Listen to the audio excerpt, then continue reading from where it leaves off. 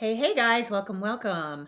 All right, so today I am talking with a mom.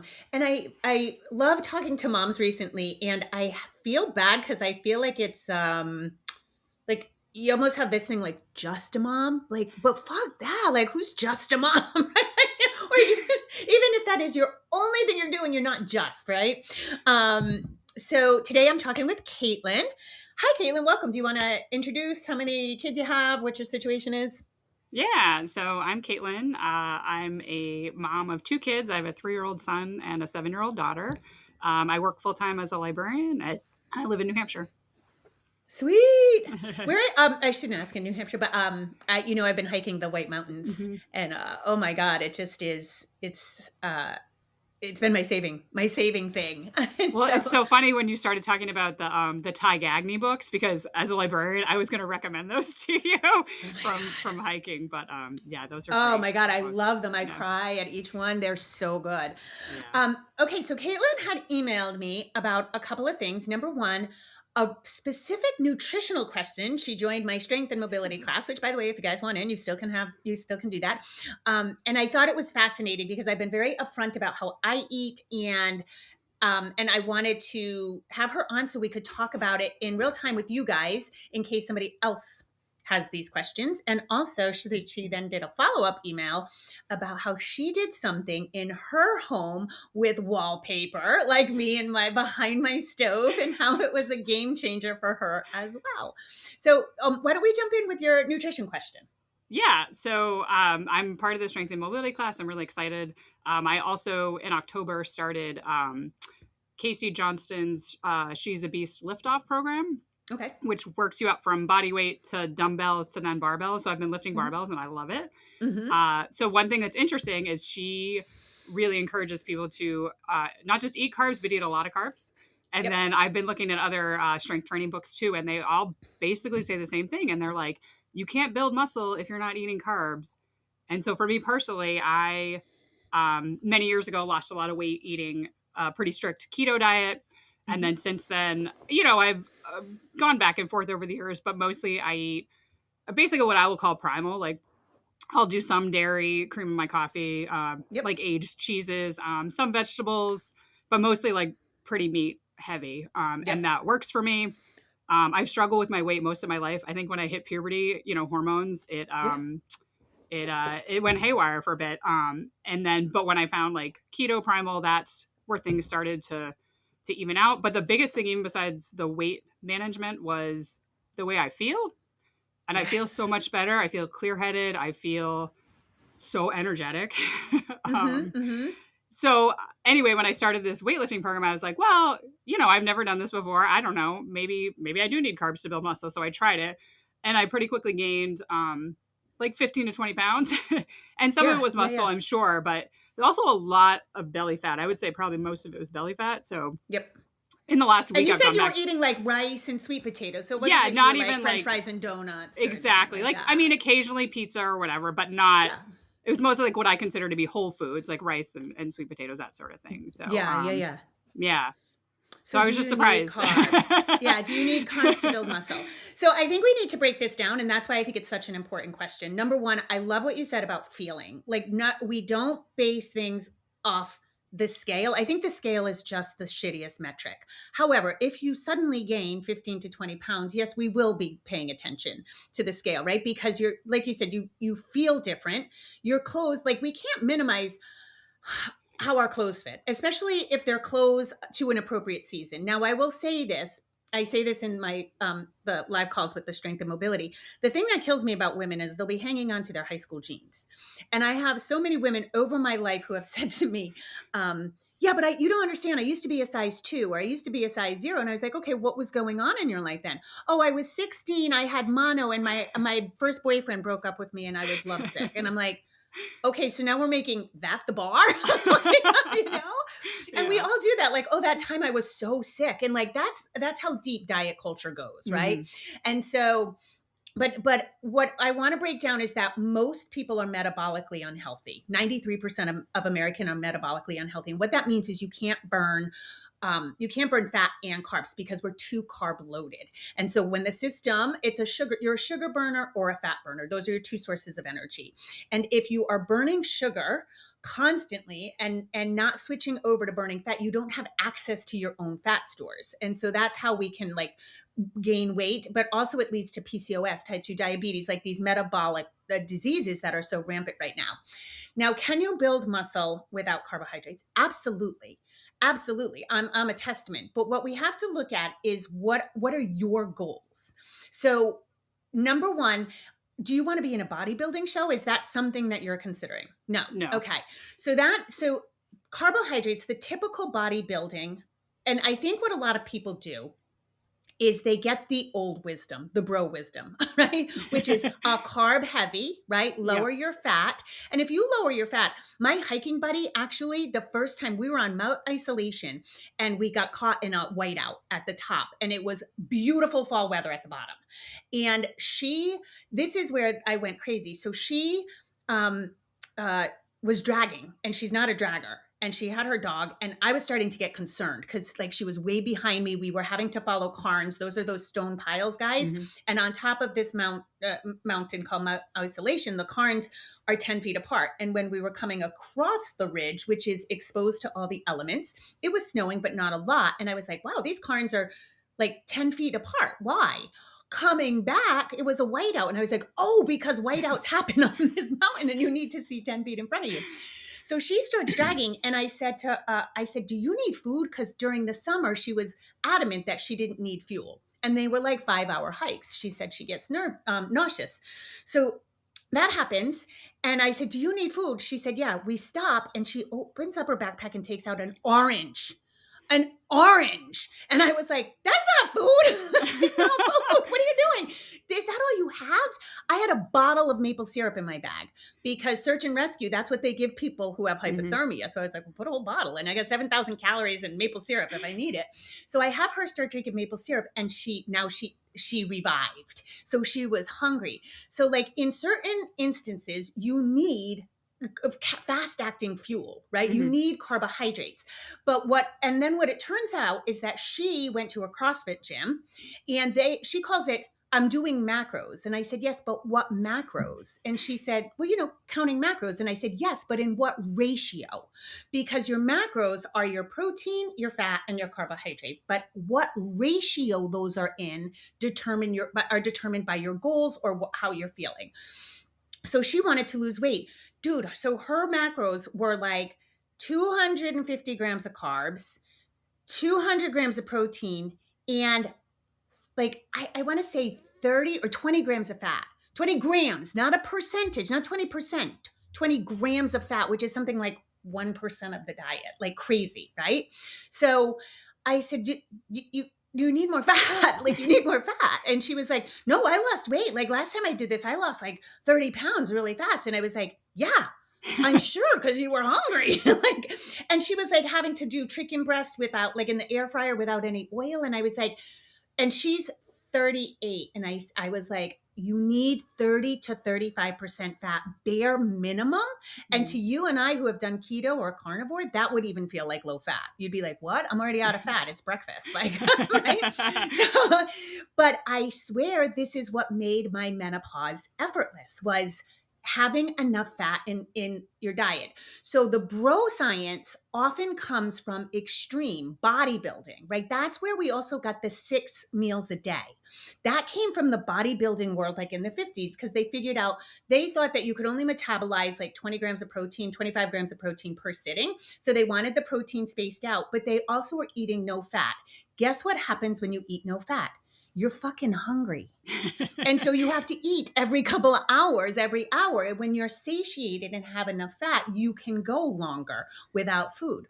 And so that's why I think a lot of trainers and a lot of people, they might be educated in some of the science, but I don't think they realize they're borrowing that science from a specific goal in a specific time. We now know that you can eat up to 60 to 70 grams of protein and still have protein synthesis and it's fine. So I'm not denigrating those people. And if you are going to go for a bodybuilding show, typically they will put you on a higher macro Hmm. of carbs Hmm. and take you down in fat. I don't think it's healthy for women. I don't think bodybuilding is healthy for women. So I have a person that I practice target practice with, and she's doing a bodybuilding show. She's like, "Oh, do one with me." And like my little crazy competitive old eating disorder person was like, "Yeah, let's do that. Let's do sanctioned starvation." Right. And then I was like, "Are you fucking high?" I said, "I don't need me at 7% body fat in a bikini on stage, tan, about ready to pass out from dehydration as my new bar." Like Hmm. people like I was Right. 16 with mono, right? Yeah. Yeah. So to come back to it, I would say, what are your goals? Now, when we lift, we want to do progressive overload, right? Which you learned from Yep. this woman's program. We start with body weights, and that's how I start in my program. We start with just getting the form down. Then you move to dumbbells. And then when the dumbbells become easy, if you're doing bicep curls with 5 pounds, when you can do 12 of those with ease, you go up. You go up Hmm. in weight. You progress. You don't start lifting heavy. You progress, right? Yep. But at some point you're going to kind of cap out. So my question would be, if you're lifting barbells, how much muscle do you think you need to build? Can you maintain what you have, and is that enough? So you personally, have you gotten a DEXA scan or an in-body? No. Nope. So I would do that Okay. first. So DEXA scans you get, and this is for everybody. I'm answering these for Caitlin, but I'm answering this for anybody who has questions. So a DEXA scan is the gold standard. So that's going to show you all your visceral fat, your subcutaneous fat. So visceral fat is the most dangerous kind, guys. That's the kind in your organs. And believe it or not, marathon runners have typically high visceral fat. It's not you can have a flat abdominal, you can look skinny, and you can have a lot of visceral fat. Subcutaneous fat is actually pretty harmless, and that's the fat that we can grab, right? That's the bigger belly. I carry it right below, like between my thigh and my hip. I got this like one area that just jiggles all the time. But that is, and typically the more, like, women carry their fat in their hips and their thighs, and that is quite healthy. You can be hippie and have substantial thighs. Even if it's subcutaneous fat, that's not really a danger. We get into danger when we have the apple, when we have the middle. So I would get one of those to see exactly where your muscle mass is. What's your lean muscle mass? What is your bone weight? Get your bone density. That's all part of Okay. a DEXA scan. And the in-body is the next best thing. We did have a question in one of the strength and mobility classes of, do I like the scales that do something similar? And I think the scales can be inaccurate, but like all scales, if you are using a scale as a metric that gives you all these other metrics, bone density, etc., it can at least tell you if you're losing or gaining. I don't think the number is appropriate on those scales, but I do think that it will tell you, like, okay, your bone density went up, or your visceral fat went down. So I Hmm. do like those. So how much? All right, let's say, what are some lifts you're doing with your barbell? Like back Um, squat? yeah, so I did a back squat. I worked out this morning. I did a back squat. Okay. I did 95 pounds, and I did a bench that was 55, and then I did a row, and that was, I think, 90. So, Yeah. It's yeah. wild, huh? Like, bench Yeah. presses are so depressing. You're like, I don't know. And I don't think I overhead know. presses too. Overhead are the worst. I know. So I would say, like, I would say, what is your goal with your gaining muscle? Now, do you want to, so a lot of people want to go for like their own body weight. Can you bench press? Now, bench pressing your body weight would be challenging for a woman, but Mhm. you could work up to it. So your back squat, can you deadlift your body weight? Or maybe your spouse, maybe you want to carry bodies somewhere. I'll be careful here, but I always think it's good to be able to drag another human for whatever reason might come Yeah, up. yeah, Um, yeah, I mean, okay, from a burning building, you're saving your spouse yeah, from a burning building. yeah. I think that's a good goal, right? Okay. And I also think, like, are you lifting for aesthetics? Because I also say this in the strength and mobility. we've come to a point where we forgot it's okay to train for aesthetics. Yeah. Mhm. No, I just want to get strong. I just want to get strong. No, I want to look fucking hot too. Like I want to look good. Mhm. And Yeah, for in my sure. mind, Yeah, I don't yeah. care what you think. Um, and what does that look like for you? Because that's going to determine how you approach your diet. Mhm. So strength training is going to build your muscle.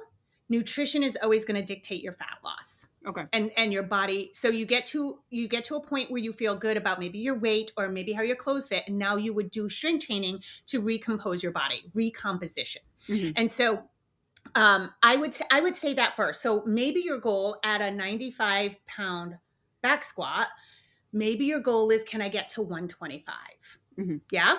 And so you would progress with that very slowly. And then once you get to 125, you may decide to go up. You may stay at 125 for 2 years Mhm. and then go up 2 pounds on each side, right? Because at some point you're going to max out. Yeah, yeah. Now, again, do you have to max out? Where is the place where you would be happy? Because I feel like if you're already doing strength training, you feel good, and now you think you need more muscle, do you actually need more muscle? Mhm. Does that make sense? Yeah, yeah. Because I feel like this can be the optimization game, the like, oh, I need to keep Right, lifting. I mean, right. if you can lift, I mean, a 95-pound back squat is pretty great for a woman already, Okay. right? So if Yeah. you're trying to just be like, okay, I want to feel good in my body, I want to be functional for my life, Yep, I definitely. want to be able to lift, lift heavy Yeah. things without tweaking my shoulder, without throwing out my back, Yep. you might already be there. Okay. Yeah. I think it's both. It's for me, it's the functionally strong, and it's also aesthetics a bit too. So All right. So now yeah. let's go to aesthetics. So do you need carbs? I think, again, carbs is a very standard way to do it, to have carbs, but then you're eating plain. You're Mhm. eating like plain carbs and taking your fat down. Now, how old are you? 40. 40. So you're looking at perimenopause Mhm. coming up. Yep. So I would personally say, like, if I were your trainer, I would say, no, I think it's more important that you stay in a diet that makes you feel good. Mhm. I will say that I have found menopausal that women generally do better with less carbs. Okay. Like I've heard that consistently. Yep. And I do think it reduces inflammation. So if you do start having arthritis, if you do start having joint pain, that goes way down with higher fat, higher protein diets, lower Okay. carbs. Now, I think it's okay to fold in the carbs at certain times. Maybe you have a little bit of the sweet potatoes or rice before a lift. Okay. But you could still be remembered. So very low carb is under 30 grams of carbs. That's considered very low carb. And Yep. that's your carnivore, true keto. And Yep. some people even have to go under 20 grams of carbs. Now, if you want to go low carb is considered anything under 100 grams of carbs. So a cup of white rice, a cup of white rice is so satisfying. Yeah. That's only like 44 grams, I think. Okay. I think it's, yeah. So you could have a half a cup of rice, see if it gives you energy during your lifts, Mhm. and then that's it. And maybe have a cup of rice afterwards to replace your glycogen stores, which Okay. I don't think is, I think that's how you start to play with it and see how you feel. Okay. Right. So Yeah. the one thing you said, you really liked my episode on my face aging, my M&M aging. Right. Yep. Yeah, no, I was shocked, dude. I woke up one morning and I was like, what is wrong with my face?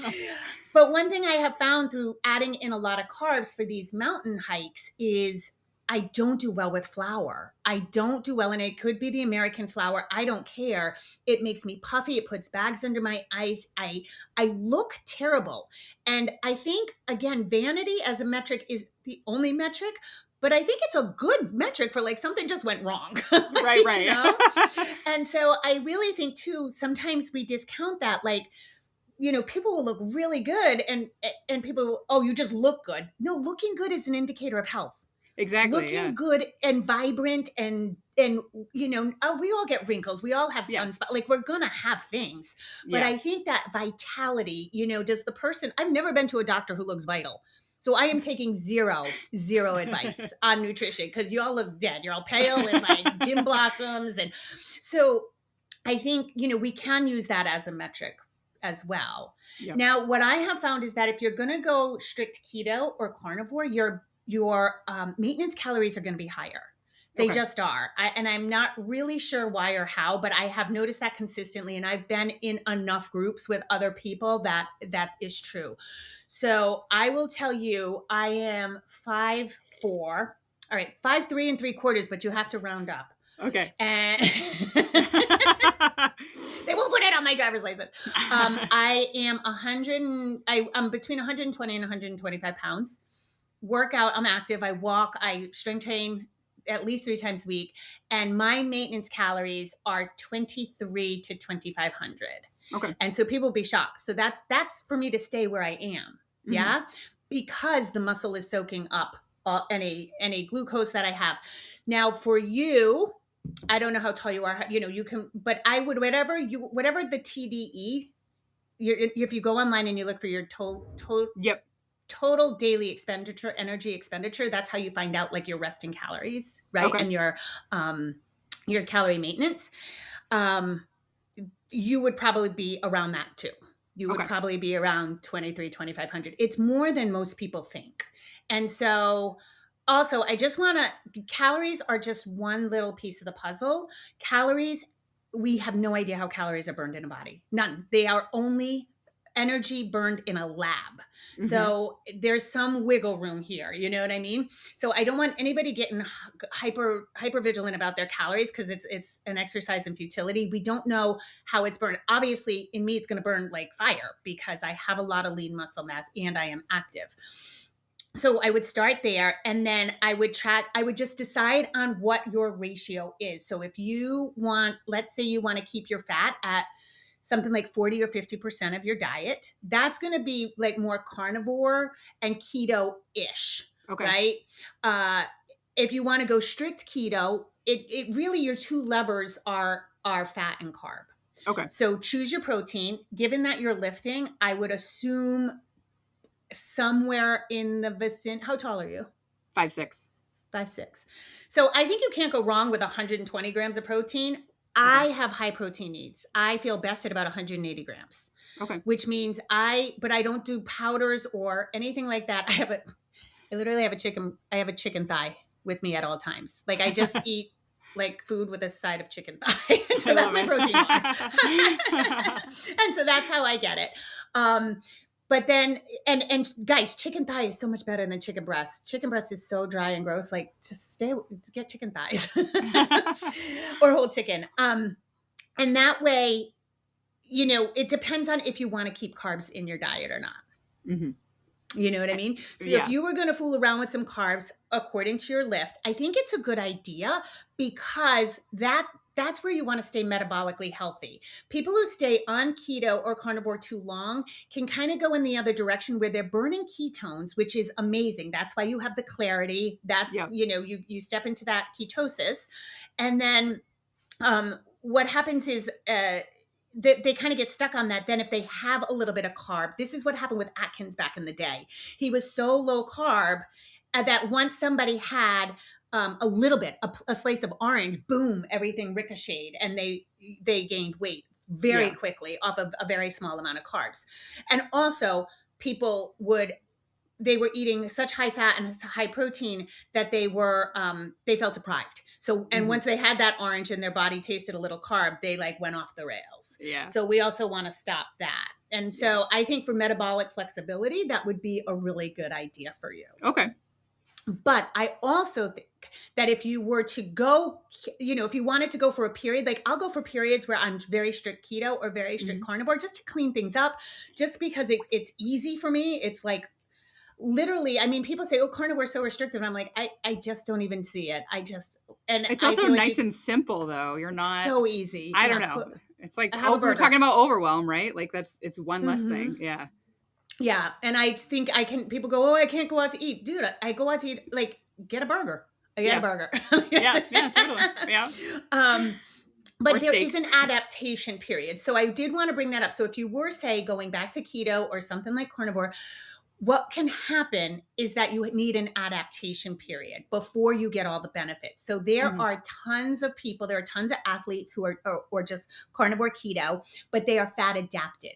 And so that means they're just burning fat and they have very limited carbohydrates. And after an adaptation period, it is like you have rocket fuel. It is Yeah. insane. And people just need less sleep. They have more energy. They're wide awake. They stay focused all day.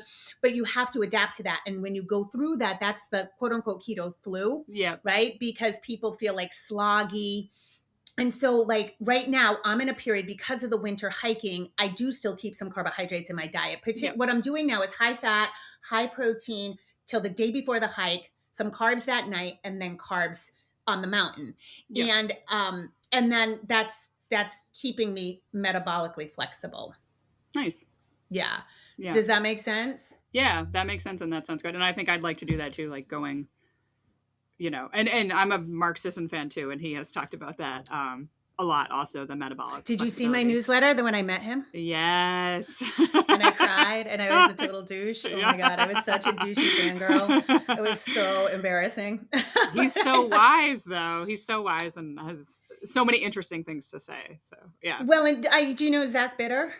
Do you know him? No. So Zach Bitter he has I think he holds the record right now. Did 100 miles. He's an ultra runner. Won 100-mile race. No, wait, listen. At a 6-minute mile the whole time. 100 miles at a 6-minute mile. That's insane, because with ultras, they often walk. Like, they say that all the time. They're like, I'm an ultra runner, but you end up walking a lot. Walking. So. Yeah. No, he's insane. So he started a podcast with Sean Baker. When Sean Baker, who's a well-known carnivore doctor, he back in the day they did a podcast together. So he's an ultra and he's keto and carnivore. Mm-hmm. And what he does is he has a sweet potato the night before a race, and then he has a sweet potato, and then he has a sweet potato the day of.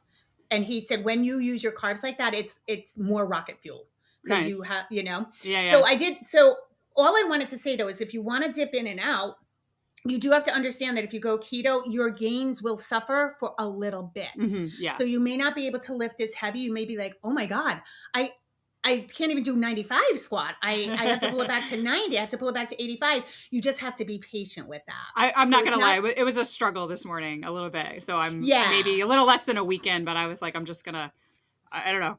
Again, it's supposed to be a little bit hard. So yeah. Yeah. So I think, and once you get adapted though, then it's easier. And then again, you can use it judiciously. But the real issue, is if you have carbs and you have nothing to soak up the glucose. So that is where most Americans are running into trouble. Yeah. So if you overdo carbs, the glucose has to go somewhere. And I don't know your history. You might be just below type 2 diabetes or something, headed towards a glucose related disease. You know what I mean? Yep. So the cells get so full of glucose, they can't. That's where you get insulin resistant. And I think I had that for years before. I mean, because again, it's like I hit puberty and I gained weight. I was pretty active in high school, so I didn't, I was able to maintain a little bit overweight. And then when I got into my 20s in college and just eating terribly and, it just sort of spiraled and I gained more and more weight. And the funny thing is when I would try to lose weight and I would just do what the nutritionist told me and I would follow their eating plan, I would be suffering and losing hardly any weight, and I would get so frustrated. And they would try to tell me, they're like, well, clearly you're not following the plan. I'm like, no, I'm absolutely following the plan. I was still active. I was an overweight runner for years. It was just super frustrating. Yeah. It is very frustrating. I first went to a nutritionist when I was in the circus, and the half a banana as a serving, fuck all the way off to Fucktown. It comes as a whole package. Right. Like, I'm not, when we start getting into half bananas, like, no, girl. And like, I think at the time too, we didn't have trackers. That was in the 90s. We didn't have trackers. I think nobody understood what you were doing. Right. Metabolically. Like, I think women didn't work out. I mean, they show on Instagram these like the old step aerobic classes with the leotards and the leg warmers. I was there. I was front row. Right. And so I think they didn't understand, but they had me. And looking back, I think it was probably like 1,400 calories. And I'm training in the air for like 5 hours. Yeah. So I'm a pain in the ass about nutrition because I've earned it the hard way. Me too. Yeah. I never got answers from anybody. And so if you're not adapted now, fat adaptation, if you have struggled, is going to take longer. So like when I go pure keto, I'll test my ketones. It takes me like 3 or 4 weeks before I get fully fat adapted. And if you have carbs in that, then you're kind of going to go back. So I do think Mhm. sometimes people need a period of healing, and you might have done that when you were previously keto carnivore-ish. And Yep. so that will help, but just notice how quickly you can move in and out. I'm just going to interrupt for 1 second here, guys, because I've been signing off with put your phone down, and I want everybody to put their phone down. But we cannot do that in this day and age, right? We need our phone for various things. And so a large part of managing phones is managing what our particular energy drains are. For me, it's Instagram. For you, it might be something else. I also found that group chats and that voice messaging apps were really interrupting my day. So I've been a big proponent of the Brick. You've heard me talk about it on many, many podcasts. This is a device that you tap your phone to, and you can configure various settings and various combinations of apps. And this is great. So if I'm filming, I can shut down everything. If I just need to get a lot of work done, I can shut down Instagram and the voice messaging apps, and you can really pick and choose. And I know you can do this natively on your phone, but what I love about Brick is there's no breakthrough. And when you unbrick the phone, it's immediate. There's no lag in getting messages or whatever has backlogged while you're offline. I think our phones are such a major problem, and they're only going to get worse. They keep designing the apps, the colors, everything just to hook us more. And so I really, really, really think we need to put guardrails on, and we do have to go to extraordinary measures. I do not put shit in front of you guys that I don't fully believe in. This podcast has never had advertisements that I endorse because I don't put stuff in front of you. And largely, I think there's just so much crap. I wouldn't do that to you guys. I believe in Brick 100%. It has been such a game changer for me, and you can get 10% off. I'll leave the link in the show notes if you guys are interested. All right, now back to the podcast. Yep. And then you said you do intermittent fasting. So do you Yep. do time restricted eating? So what does that look like for you? So I usually eat breakfast because I love coffee and I like to have cream or something in my coffee. Breakfast, and then lunch, usually like a later lunch, like 1 or 2. And then I'm often done for the day. So. Okay. Yeah. And what time do you get up? 5-ish. Yeah. I'm pretty much the same. So I just kind of wanted to hit on that, because anytime we talk about these things and bring in intermittent fasting, I get emails of like, well, Dr. Stacy Sims says not to fast, and women this. Guys, you got to get off Instagram. So I want to say, do what works for you. And that's really why I wanted to talk to you, Caitlin, here. It's like, your body. The information I share, I'm not saying this is right for everybody. What I'm saying is I've done a lot of experimenting. So I just want to share that this is what worked for me. I'm not saying it's for everybody. But if you feel like shit, if your bones hurt, if your joints hurt, if you're bloated, if you can't lose weight, if you have brain fog, these are all nutritional things that can be possibly fixed. Yeah. And so I just think that you do what works for you. I get up and I have black coffee on an empty stomach.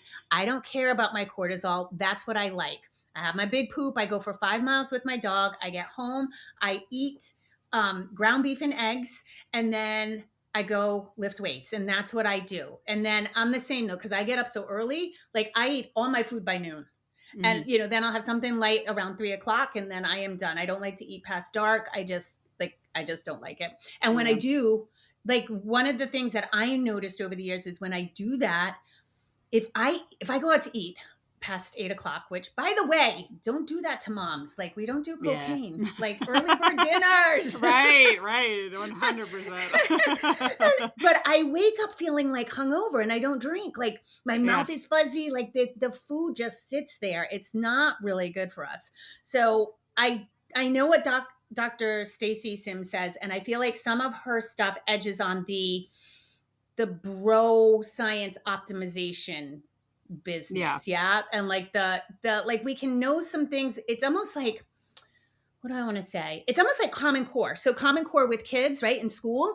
Common Core was not developed by any educators. What they did is they said, this is what a kid needs to learn by going into when they go to college. So this is what they need in 12th, 11th, 10th, 9th. And then they separated it out. And then it turns out that, like, when you separate it like that, kindergartners should be doing long division and reading books. Like, that's what it looks like. And that's why there's this crazy push on academics in the elementary years. But when you talk to an educator, a long-term educator, what they say is always kindergarten through 3rd was always a crapshoot. and Yeah. they all land there by third grade. But you're Yeah, going to yeah. have kids who just don't get reading till second grade. And so we've done this real detriment. And I feel that way about Dr. Sims and some of the, Huberman and all these Yeah, people yeah. who are like, yeah, you can break apart the granular science and tell me that's better, but you can't tell me that humans have needed to eat every 2 hours. You Right. can't tell me that people not that long ago woke up and had breakfast. Yeah. Do you know what I mean? Yeah. Shit, in the 1800s, they probably woke up and had beer because there wasn't clean water. Like, Right. Yeah. So I do feel like we need to take everything with a grain of salt and feel free to experiment with your own body. I was gonna say experimenting is key. Like, and here's the thing, even if you're just trying to prove us wrong, I guess, is when I first heard about carnivore from you, actually, Yeah. I was like, I don't know, man. I know. And then I was like, I'm just gonna try it. That's I started off with all of this years ago with Whole30, and there was like no sugar, no grains, at the time no alcohol. I don't drink anymore, but I was like, man, I could never do that. And as soon as I hear myself say that, I'm like, you gotta try it. Right. I'm that way too. 75 hard was the same thing. I was like, shut up. And then I was like, all right, I'll do it. But yeah, you've heard my story about carnivore. Like, when I first heard about it, I was like, what now? Oh my God. Yeah. And then it just kind of kept coming on like my YouTube next. And I was like, all right, fine. And then there's just some really good science behind it. Yeah. Yeah. And again, it's not for everybody. I'm not saying it is, and I do know people, there's a lot of people. Once in a while, I have a sick fascination with Freely, the banana girl. Do you know her?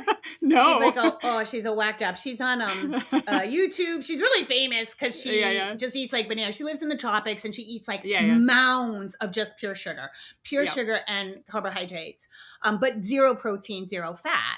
And so, but it seems to be working for her. And I know a lot of people, there's a doctor, I can't think of his name, that does the very, very high starch.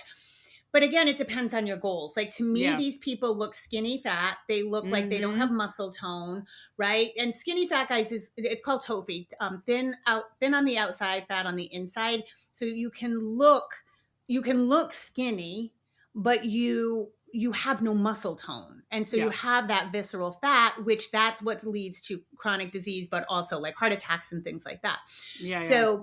So I know that high starch works if your goal is skinny, but I think there's skinny talk. There's been this resurgence. People are coming across my feed all the time. There's this one girl who goes, stay skinny. She eats 800 calories a day. So I think, whatever works for you, but make sure you're not just using weight loss as your goal, you know, unless you're significantly overweight and your doctor's like, hey, listen, you're headed for a danger place. But I do think lifting is only good things. I don't know. The other night, my kids both climbed in my bed. I can't sleep that way. So I grabbed my 7-year-old who's 55 pounds in the dark, walking to bring her back to her bed. I come back at my 33-pound 3-year-old, and I was like, man, I'm glad I'm lifting. Yeah, exactly. So you're not hurt, right? And also just flexibility. I said this in one of the live classes. The number one injury for women is reaching back to get their shampoo. And older midlife women, that they get frozen shoulder just from reaching back. Like, come on. Yeah. I would die. Yeah. Yeah, and even now with hiking, I'm like, I got to be able to carry my hiking buddy if something happens. Like, absolutely. Yeah. And I feel like strength training too, I tell people, a lot of people will say to me, yeah, but I have to run. I have to do HIIT. I need to get that mental clarity. I was like, you're just not lifting heavy enough. That's the problem. Right, yeah. Because if you lift heavy enough, when you get to that point where you're straining on your last reps, you get it out. You get that rage out. I did want to ask you about running because I know you've done Spartan races, and then I know one of your emails, I think it was over the summer, you were talking about running up a mountain, but I know running isn't. I know you walk a lot, and I like walking too. But I used to be a runner, and I did love it, except I was getting injured, and then so that's why I was like, well, I need to build strength so my muscles are firing properly so that I don't get injured. But I haven't gotten back to it yet. But then you also mentioned it being catabolic, and I don't want to lose muscle. But I was just wondering about your running. Yeah. It's, okay. So my running is, I really don't want to run unless a zombie's chasing me. Like I really don't like it. And I am heavier in hips and thighs. I have very short legs. Like I jokingly say I'm a centaur because I am absolutely like a regular sized person from my weight up. And then the bottom is like petite. And I'm like, and my legs, when I'm in my car, my steering wheel is like at my nose because it's my shortness is in my legs. And so I also feel like I have my fast twitch fibers in my muscles are not great. Mm-hmm. So, I am a slow and steady or medium Okay. and steady. I can go the same pace, but it's not going to be the fastest pace. And that's me too. Yeah, and I can go for hours and miles. Yeah. And so like even I used to do the Spartan races with a group and some people would like shoot out of the gate. And I was like, nope, but I would end up passing them. They'd gas themselves. And I was love picking people off at the end of a race. It's my favorite thing. And so I really got high on sprinting. I got high on, and that's all the wellness people are saying it, but sprinting is, I saw the most gains in like cardio, in speed on the mountain. I like to be able to run up a mountain, but I'm not running up the whole mountain. So I won't do a race. And I also feel like for me personally, I have bunions the size of Ohio and I'm not getting them fixed. They don't bother me. I have, I have so many issues with my feet. It's like a full-time job. I have a rare condition called erythromelalgia. And if my feet stray from like 66 degrees, they get blistery and inflamed. And so I can't get too hot and I can't get too cold. So my entire life is like babying my feet. And if I run flat, my form is wrong. And I don't know what it is. And I don't want to go to Colorado and put a mask on my face and get like all the electrodes. I don't feel like doing that. So I've noticed though, if I run uphill, my form is somehow better.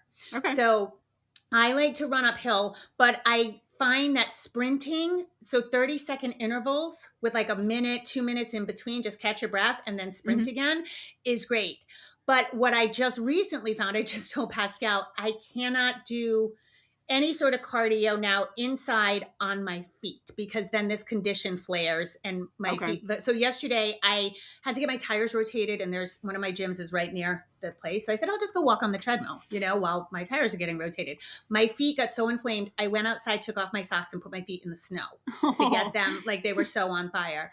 So, so sprinting is a heart rate. It's not an exercise. So you don't have to run to sprint. So I do box jumps really fast. I do the assault bike. I row. And so those kinds of things. But what you want to do is go fast and then slow, fast and recover. And you will, number one, it burns a lot more. And that's not catabolic. Yeah. And everybody like Vonda Wright, like all the menopause doctors are saying it too. It's better for women. I think it's steady state cardio. So like running a marathon, just running at the same pace, you're just far better to try to get your heart rate up. Yeah. Yeah. Cause it's, you don't want to burn that muscle, that hard-earned muscle. I definitely don't. Yeah. And that's why, like, I always say, like, I want everybody moving their body, but the number one thing that I hear from other women is they hit perimenopause and they say, everything I was doing is not working. And typically what they were doing is running, HIIT, CrossFit, something like that, Orange Theory, any of these things, like they're great. Like, I'm not here to say like, stop, like you have to do it this way. But if you add in strength training, even 15 minutes, 3 times a week, it's going to be so much better for your metabolic health because the muscle soaks up glucose, any extra glucose. And so you end up in better metabolic shape. And that's why I said to you, if you want to use a little white rice or sweet potatoes before and after your lift, because your muscle's like, yeah, thanks. It soaks it up and it doesn't have to be in your bloodstream. Even if your cells are already full of glucose and you've become insulin resistant, that muscle's still gonna is still gonna help burn, soak it up. I loved, this one glucose monitor company wanted to sponsor me and they sent me the CGM and it was fascinating because I'd even try to tweak it out, just eat candy or a banana or something. My blood sugar would skyrocket. I'd literally do 10 deadlifts. Boom. The blood sugar just came right down. Yeah. Yeah. Nice. Because it just soaks it up. Yeah. Yeah. Cool. And then, so I wanted to ask you, your second email about your wallpaper. Yeah. So I had bought this wallpaper, like a just peel and stick from Etsy, I want to say at least 2 years ago. And it's been sitting in my dining room. And I had tried to put it up, and it was way harder than they made it look in the video, of course. And then it started falling down. And I was like, why? And then I realized, I thought, oh, maybe the wall surface isn't great. So Sure, sure. my husband's nephew, we were having him do odd jobs around the house. I said, can you prime this wall for me? And he did. And then I stuck that same sheet back up, and it has stuck fine. And I have not put up any of the other wallpaper yet. And I still haven't quite gotten to it. But I did, along those same lines of doing the thing, I did cook a whole turkey, which I had never done before. And I had one in my freezer. And the snow, we also got a lot of snow a couple weekends ago. And so I was like, we got a snow day. I'm like, I'm going to cook this turkey. And it was great. And I was really proud of myself. So Oh, that's amazing. So Caitlin's yeah, referring to, I sent out an email. If you're not on my email list, get on it because my emails are fun, I think. they're very fun. But I said, do the hard thing. So this whole thing about my wallpaper, which not wallpaper, contact paper. But the reason I'm bringing it up again is because I feel like there's this thing, especially as busy moms, where we don't get a whole lot of time, right? And we Mhm. only get these like small 6 minutes here, 6 minutes there. And I think this is where we go on our phones, right? Because it's not enough time to Mhm. put up wallpaper. It's not enough time to do painting or to do something, right? But it actually is. I've been painting my kitchen trim in under 6 minutes because I have things Nice. kind of ready Yeah. to go. But Yeah. I'm like, why are you getting on your phone? And I think the phone has become this almost numb out, and our lives become this secondary thing, right? Yeah. But ultimately I am procrastinating. I hate scheduling. I hate admin. I hate the admin tasks of my business. I hate it. And I will procrastinate. Like the squirrels in my brain will be on overdrive to do Yeah. Yeah. anything but. And I've started realizing that I have to brick my phone for Instagram and voice notes from my Mhm. friends. I love them, but they're chatterboxes and they'll kill my morning. And so I've realized I can't unbrick my phone until like 3.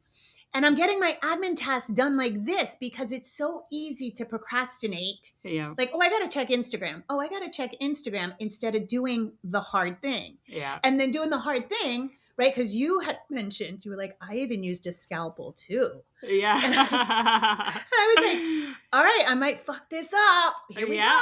I know. But it's not brain surgery. Like, no one's life is on the line. Just do it. And not only that, but what if you make a mistake? Like I feel Yeah. like, and we both said, like, we're not perfectionists, Yeah. but still that hangs heavy, right? Yeah. Yeah. Like, what Yeah. if I fucking put a scalpel, me taking a scalpel to the wall? And it's like $12 contact paper. I could Yeah. easily Yeah. just go get more, even if I Yeah. did, but I Yeah. kind of fucked it up a little and I don't care. Also, when you're standing away from it, like, it's not that noticeable. Oh my God, it's so forgiving. You have to look for it. I know. Yeah. Yeah. Awesome. Well, Caitlin, thank you so much. Do you have any other questions? I think we covered pretty much everything. Thank you. Oh, you know what? I think I forgot one little bit, like going back to counting macros. Yeah. Yeah. So if you guys want to count macros, again, there's ratios. Okay. So counting macros is like, yes, weighing and measuring your food. And I always recommend people do that. And I know a lot of us have a history of disordered eating. And so that can feel like, I don't want to weigh my food, but you really need to know what's happening because you can't manage what you don't measure. Right. Mhm. Yeah. And so when you count macros, what you're doing is you're counting the grams of the thing that's in your food. And people get very confused by this. So like 4 ounces of chicken is going to have roughly 30 grams of protein. Mm. Yeah. And so 30 grams, you're not weighing out 30 grams of chicken. The Right. 4 ounces have, yeah. Okay. And so one thing you want to do when you're counting macros is you figure out your protein first, especially if you're lifting weights, especially Okay. if you're heading into perimenopause. You start losing, you can't synthesize protein Mhm. as well as we get older. Every year it gets worse. So you need more. So you want to pick your protein.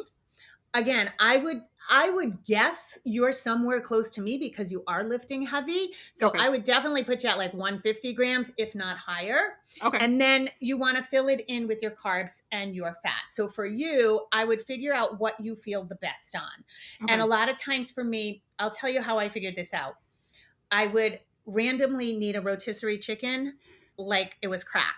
And I would go to the market, eat it barehanded in my car. And I was like, oh, I feel so satisfied. And so if Yeah. you feel like you're not satisfied, always try more protein and Okay. experiment. Then I would say, on these days, I want to add carbs, right? So Yep. what are your carbs? I want 40 grams. I still want to stay low carb, but I want a little around my lifting. Add in your carbs and see what ratio that comes out to. These apps will calculate it for you. Okay. And then the rest is your fat.